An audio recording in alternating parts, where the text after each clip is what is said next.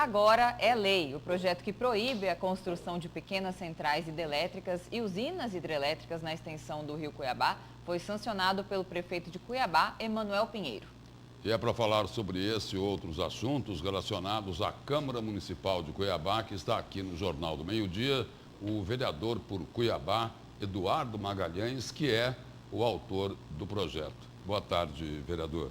Boa tarde, um prazer imenso poder estar aqui hoje com vocês, com essa audiência imensa e falar com toda a população mato-grossense. Vereador, uma grande parte da sociedade e as entidades ambientalistas questionam, né, são contra a implantação dessas pequenas centrais hidrelétricas no rio Cuiabá. Mas a pergunta é a seguinte: a Câmara Municipal tem competência legal para decidir sobre esse tema? Excelente pergunta. O que acontece hoje no Brasil? Nós temos um embate jurídico, pode-se dizer, quando no artigo 24 da Constituição diz que a competência é da União, Estado e Distrito Federal. Um pouco mais atrás, no artigo 23, diz que a competência é União, Estados e municípios. Então, o que acontece hoje? Os empresários vão ao ANEEL, levam um projeto como esse, aprovam, trazem para o Estado, passam pela SEMA e aprovam. E vai fazer uma construção de um impacto como esse, você imagina, são 6 barragens, dessas 6, 3 ficam dentro do município de Cuiabá. Uma delas, a poucos metros da passagem da Conceição, um ponto turístico importantíssimo para a população tanto de Cuiabá quanto de Várzea Grande. E detalhe, um local que é gratuito, que a pessoa hoje vê lá no Instagram, no Facebook, uma linda lagoa no interior do estado, vai lá para ver. Você tem que pagar para entrar. Aquela linda lagoa está dentro de uma propriedade particular. E aqui é gratuito. Imagina você levantar um paredão de concreto naquele local ali. Então, como que se faz uma obra dessa sem passar pelo município? O que pensa a população? O que pensa a população ribeirinha? O que pensa as pessoas que vivem ali? Então, ou seja, esse projeto de lei traz esse debate. Vereador, o senhor falou de alguns, fez menção a artigos da Constituição, né? Isso significa que a lei pode ser ainda alvo de ações diretas de inconstitucionalidade. Isso porque lá, um pouquinho antes, no artigo 22, a Constituição diz que é competência privativa da União legislar sobre energia, águas e tudo mais, no que diz respeito totalmente às unidades hidrelétricas e PCHs. Então, em outras decisões também, o STF concluiu a inconstitucionalidade de alguns dispositivos de constituições estaduais que tratavam sobre isso. E aí, vai ser possível que interessados na construção dessas unidades recorram à Suprema Corte e assim seja decidido e essa lei acabe sendo revogada? Olha, eu te falo de uma forma muito direta. O meu maior desejo é que eles recorram ao STF. Por quê? Porque vai ser feito um debate a nível nacional para que fique claro. A população de um município tem o direito de participar de uma discussão como essa, sim ou não? Então, ou seja, vários municípios, vamos colocar, por exemplo, o Cabo Frio, no Rio de Janeiro. Essa lei foi aprovada lá e está de pé até hoje, ninguém derrubou.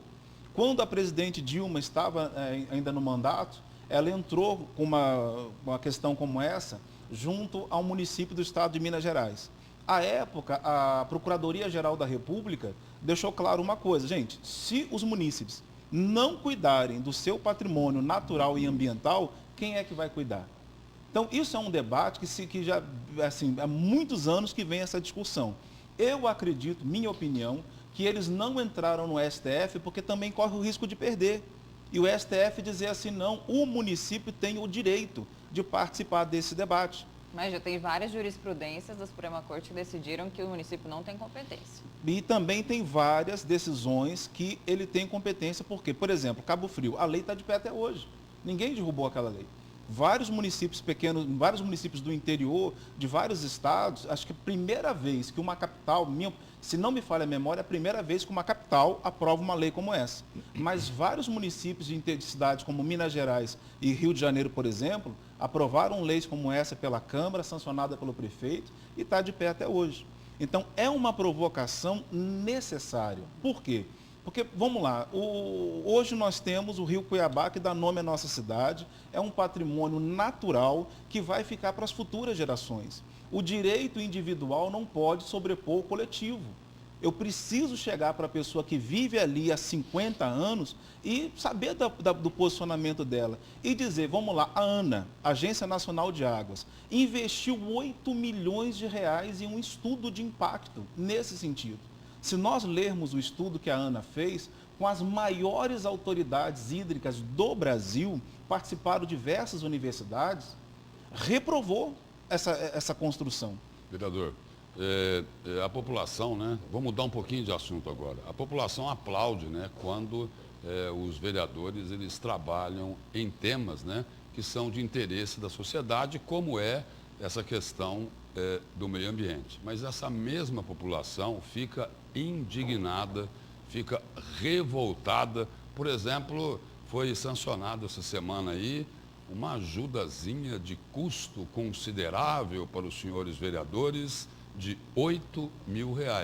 5 mil para combustível e aí mais 3 mil para saúde e para alimentação. Somando tudo aí, os vereadores estão recebendo aí mais de R$40 mil por mês. Aí o cidadão pergunta, mas aí, é para projeto de Saci Pererê?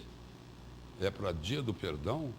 É para Dia do Orgulho Hétero? Qual que é a posição que o senhor tem sobre isso? Olha, primeiro, eu só respondo por mim. Eu sou um vereador de primeiro mandato, está sendo uma experiência gratificante para mim estar na Câmara de Cuiabá. Então, eu não respondo pelos demais vereadores, nem pela casa em si. Eu respondo por mim, pelo meu CPF. Então, assim, eu me preocupo em apresentar projetos importantes para a sociedade como esse, que traz um debate a nível nacional, que envolve o STF, o Senado, a Câmara Federal. Esse auxílio, o senhor votou a favor ou contra? Não, eu não votei a favor. O único que eu votei a favor O senhor se absteve ou votou? Eu não participei da... Essa sessão, ela começou às 9 horas da manhã e foi terminar às 11 horas da noite. Então, ao final da sessão, não tinha como, eu não participei. Porém, eu não vou ser aqui demagógico, por quê? Essa questão do transporte, como funciona? Existe um contrato na Câmara Municipal de Cuiabá que garante a alocação de um veículo para cada gabinete. Qual foi o acordo feito? Olha, esse contrato se encerrou. Então, encerra-se esse contrato. Qual é o valor que é gasto hoje nesse contrato da locação, da manutenção e do combustível? Então, esse mesmo valor foi repassado para os gabinetes. Então, não houve aumento, você poderia continuar com a locação dos carros ou que o valor fosse passado para o gabinete. Esses 8 mil aí, vereador, esse auxílio não teria sido para complementar aquele valor que a Justiça cortou da verba indenizatória? Então, esse especificamente do veículo é esse. Há esse contrato e esse contrato se encerrou e o valor passou para o gabinete e cada um loca o seu carro que atende a demanda do seu gabinete. A AVI era R$18 mil, baixou para 14 mil e foi feito, então, um acordo, se não me falha a memória, que para a questão de nomenclatura, para que esse valor continuasse, foi feito, então, esses auxílios. E aí, então, votaram a respeito desses auxílios e está aí hoje, lembrando que muitos dizem assim, mas esse valor poderia ir para a saúde, para a educação, enfim. Vamos deixar claro uma coisa, esse é um valor repassado para a Câmara Municipal de Cuiabá. Se o vereador não utilizar esse recurso volta para a saúde e educação? Não. Ele fica na Câmara para o custeio da Câmara. E quem decide como usar esse valor é o presidente da casa e os vereadores da mesa diretora. Então, ou seja, esse valor é distribuído nos gabinetes ou fica focado em 2, 3 vereadores, o que cria o chamado supervereador? Sim. Vereador, a gente tem que encerrar a entrevista por causa do tempo, mas de fato entendemos todas essas colocações, só que para um brasileiro normal que ganha aí R$ 1.200 por mês no salário mínimo, escutar que um vereador ganha quase 4 vezes, mais de 4 vezes o mesmo valor a título de auxílio transporte é um pouco desproporcional, né? Com certeza. Eu só estou explicando por quê. A diferença de se dizer a verdade e a mentira é que quando você fala a verdade você precisa explicar. Então, eu estou explicando para a sociedade que, eu não votei, como expliquei aqui agora, mas não vou ser demagógico também, não dizer como funciona. Esse valor funciona desta forma. Certo. E eu respondo pelo meu mandato.